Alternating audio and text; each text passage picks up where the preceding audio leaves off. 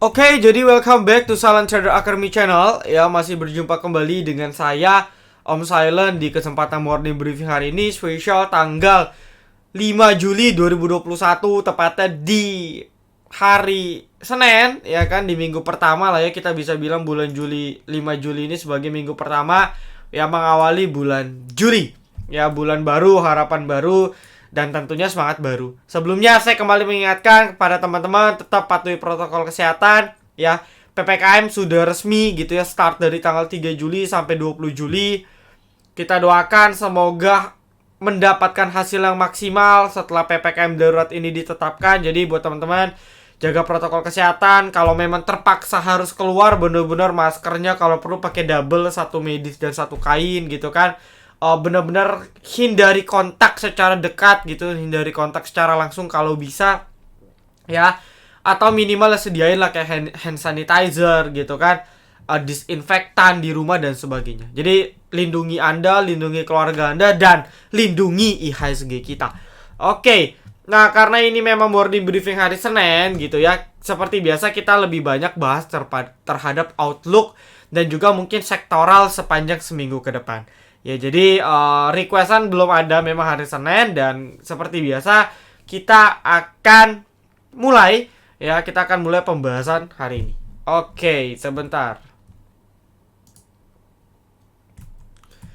Nah, sebelum itu ya, buat teman-teman yang belum belum subscribe gitu ya, kita punya YouTube channel, silakan banget subscribe. Ya kan, saya nextnya mungkin akan sering upload konten non morning briefing. Seperti kemarin saya upload bagaimana sih ya cara kerja seorang value investor itu, duduk diem nggak ngapa-ngapain, enjoy the market gitu ya. Marketnya mau naik turun, bagaimana sih kok bisa 300% dan bisa lebih. Nah, ini ada videonya, Anda bisa tonton ya. Emitennya juga mungkin Anda tahu setelah tonton, teknikalnya juga oke gitu ya. Dia punya funda juga masih prospek banget, growth, meskipun dengan harga sekarang cukup pricey, cukup mahal. Jadi buat Anda yang mau tonton, silakan. Nah, lalu ya untuk besok ya, Anda teman-teman wajib banget nih join kita punya Telegram free. Karena ini saya lagi jajakin, mungkin kita akan sering banget kuis-kuisan lah ya. Jadi istilahnya kayak contoh, tebak harga closing BBRI di berapa. Jadi kita akan list dari jam 7 gitu ya. Dari jam misalnya dari pagi ya kak, atau sorenya kita list sampai jam 12 malam. Nah, kita cek besoknya, oh yang tepat akan dapat uang tunai langsung dari saya.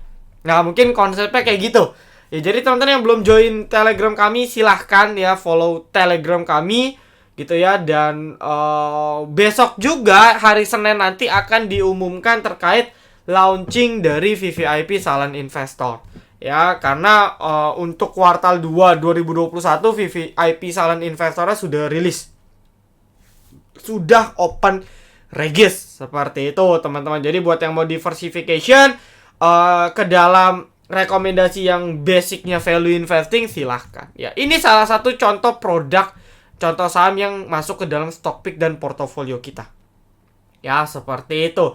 Oke, nah berikutnya seperti biasa saya akan refresh dulu trading kita di tanggal 2 di hari Jumat. Ini saya recordnya di tanggal 3 ya, hari Sabtu.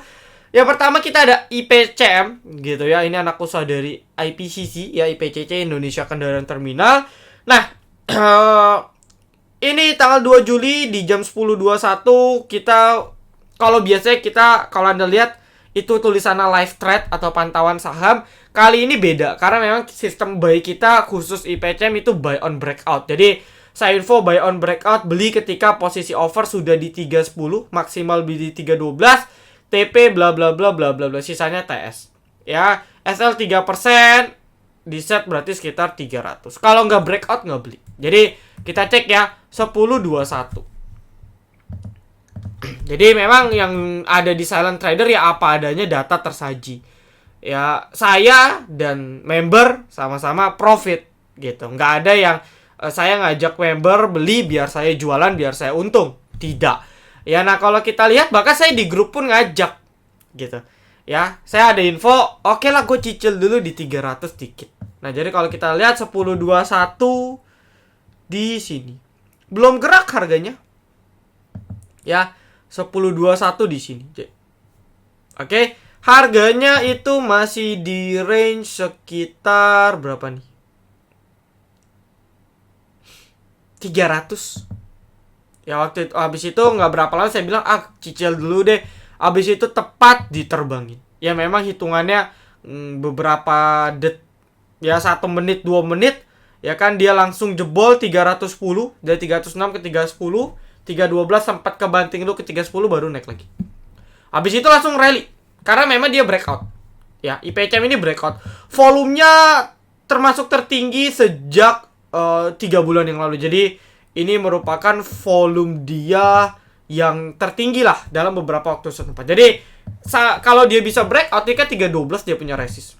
Ini bagus, bahkan high-nya sempat ke sini. Saya pribadi jual di 330 gitu. High-nya sempat 344 dari kurang lebih 5% naiknya ke 20%. High-nya 15%. Saya pribadi TP di 330. Ya kurang lebih dapat 5-7%. Ya 330 ke atas. Nah, cuman closingnya sayang nih, ya nggak di 312 gitu. Karena kalau closingnya sih pas-pasan ya. 308 sih juga area resistan. Karena resistan itu kan range, bukan di satu titik. Jadi 308, 312. Cuman kalau bisa closing di atas 312 lebih menarik. Ya jadi ini kayak agak nanggung lah kalau dia punya tail ya, upper tail sepanjang itu agak nanggung. Ini bisa jadi watchlist.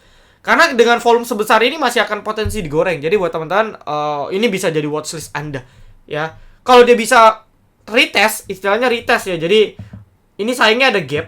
Saya nggak tahu akan ketutup atau enggak, tapi Anda bisa antri sini. Intinya dia potensi retest gitu. Ya, dia potensi retest, teman-teman. After dia coba break gagal gitu kan, mungkin dia retest lagi baru nanti balik lagi. Jadi bisa masukin ke dalam watchlist. Ya, teman-teman, ini bisa masukin ke dalam watchlist.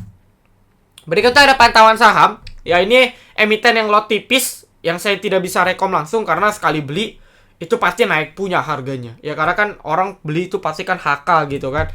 Nah, ini MLIA start 28 ya, 28 itu di sini. Ya. Hari ini 1050. Saya nggak usah ngomong closingannya sudah capai TP1, TP2. Sekarang target berikutnya 1080 di sekitar sini. Ya, 1080.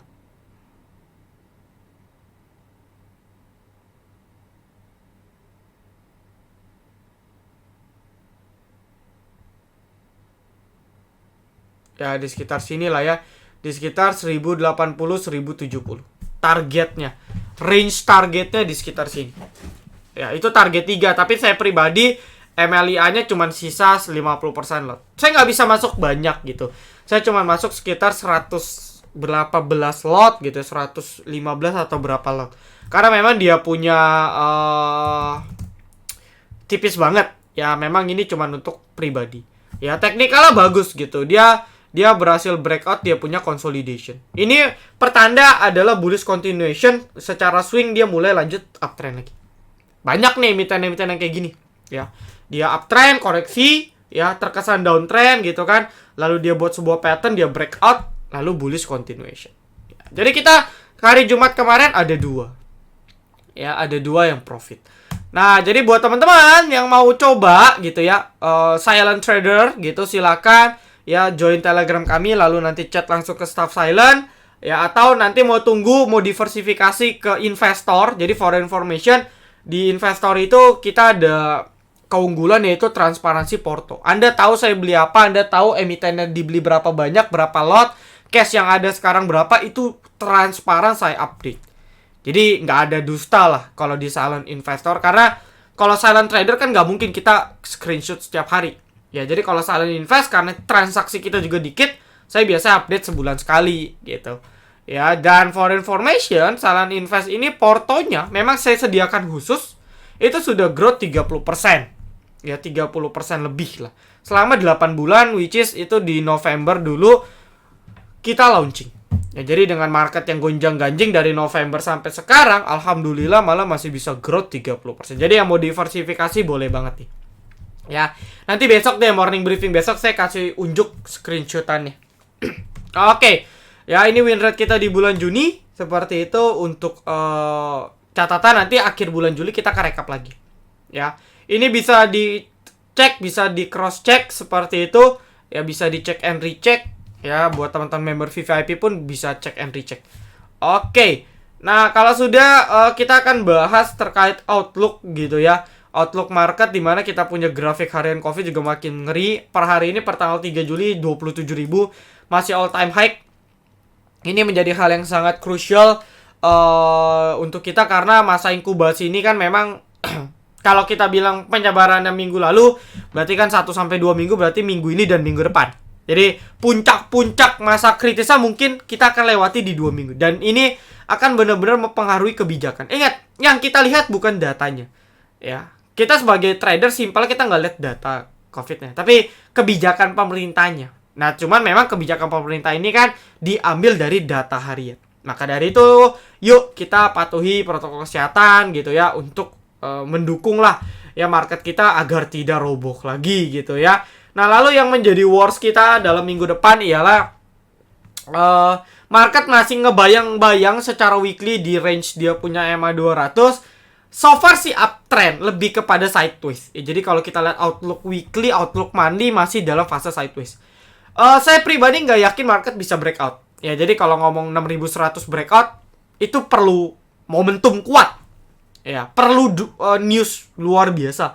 Ya mungkin dengan tingkat pengendalian atau mungkin kita bisa seperti Singapura ya yang sudah mengumumkan bahwa COVID diumumkan sebagai flu biasa. Nah mungkin di saat itulah bisa breakout. Tapi kalau sekarang nggak realistis, agak mustahil menurut saya. Ya bisa pun hati-hati. Yang menurut saya bisa pun hati-hati. Jadi mentok-mentok market masih akan bergerak di range yang sempit. Di berapa? Kalau kita bicara range besar itu masih di sekitar 6100 sampai sini jauhnya. Ya sekitar 5.750 atau 5.800. Ini masih range-nya.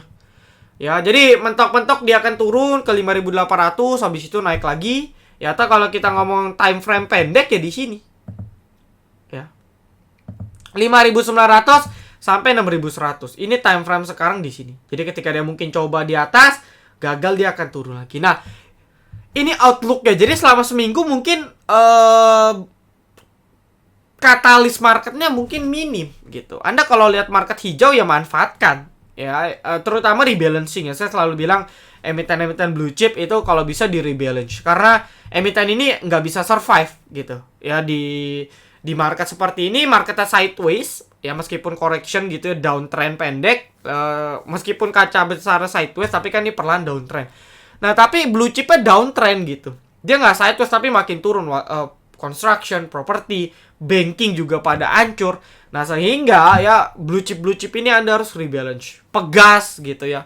Ini gudang garam, ini pun gudang garam masih mending sudah naik karena memang ada isu akuisisi perusahaan Jepang sama mau bagi dividen gede katanya gitu.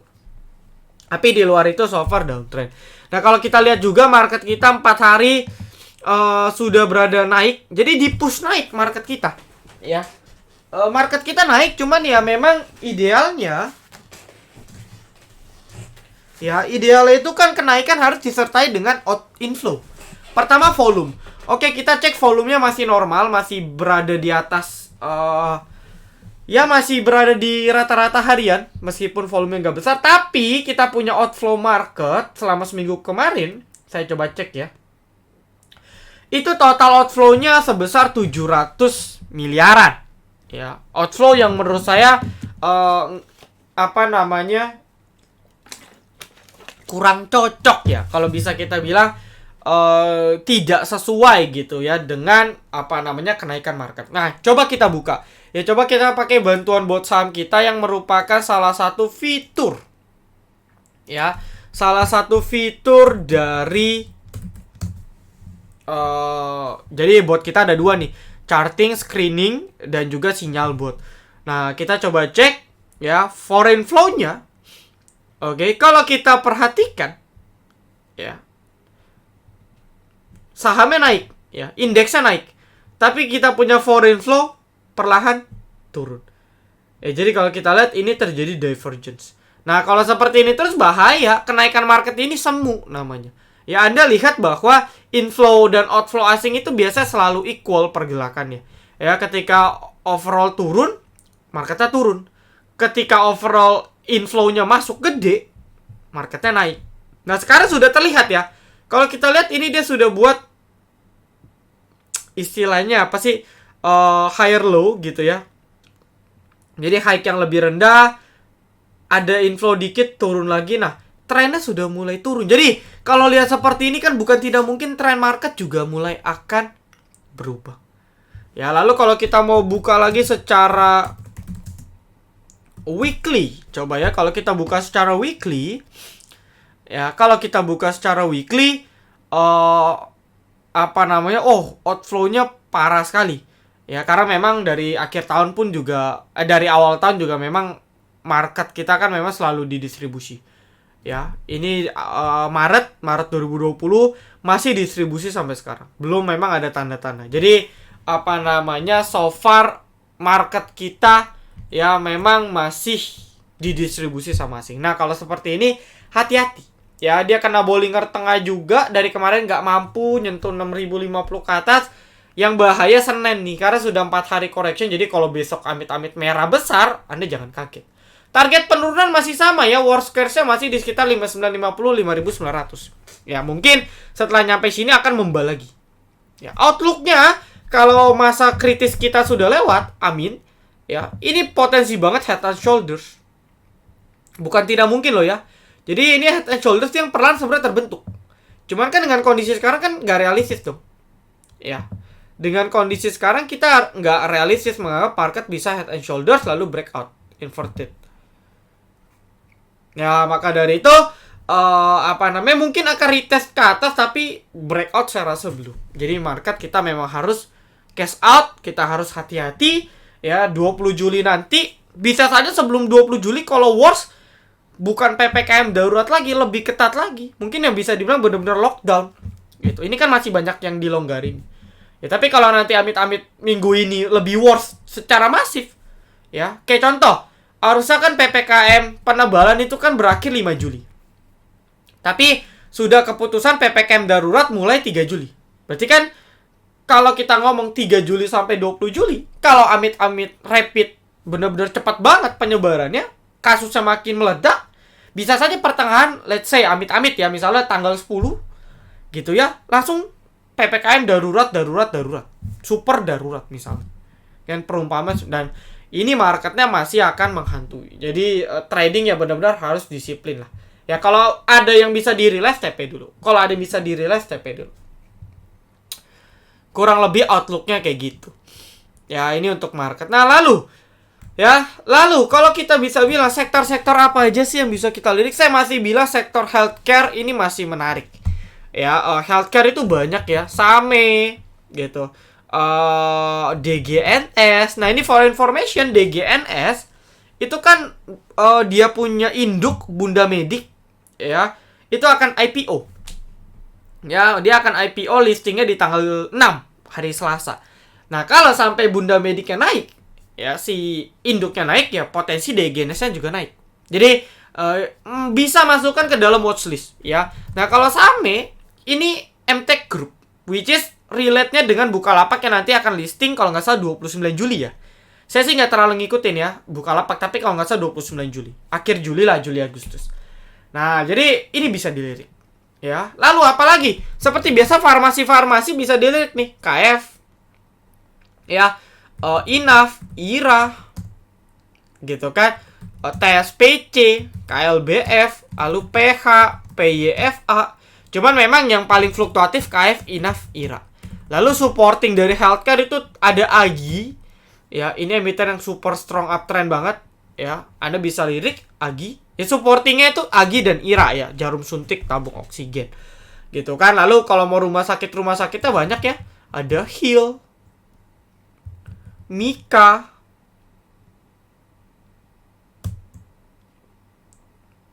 ya. Kalau ada Prim, ya, dan lain-lain lah teman-teman, banyak. Ya, lalu Prodia juga ya. Nah, jadi banyak. Ya, ini emiten-emiten yang menurut saya masih bisa kita lirik. Ya, emiten-emiten ini masih bisa kita lirik untuk seminggu dan 2 minggu ke depan. Karena suka nggak suka ya dengan kondisi begini mereka yang diuntungkan. Jadi watchlist kita pun di VVIP masih ini. Ya, ini terkait healthcare. Lalu perdagangan Jumat kemarin batu bara kembali menggeliat. Harga coal gila banget, naiknya gila banget. Tapi apa namanya, memang harga batu bara, harga sahamnya yang merosot gitu. Nah mungkin ya, ini sih saya nggak tahu, tapi biasanya ketika marketnya nggak jelas, batu bara biasanya memang digoreng. Nah beberapa sudah mulai nunjuk ya technical reboundnya gitu, ITM, GPT. Nah bisa jadi watchlist dulu. Maksudnya ketika kayak contoh ITMG ini sudah berhasil pullback nih ya. Dia sudah berhasil pullback, walaupun pullbacknya nggak 100% ya. Tapi after dia breakout gitu ya, after dia breakout triple bottom ya kan, dia pullback nih. Nah ini bisa kita lirik untuk swing sebenarnya ya, ITMG. Jadi Anda tinggal filter lah emiten-emiten yang oke gitu.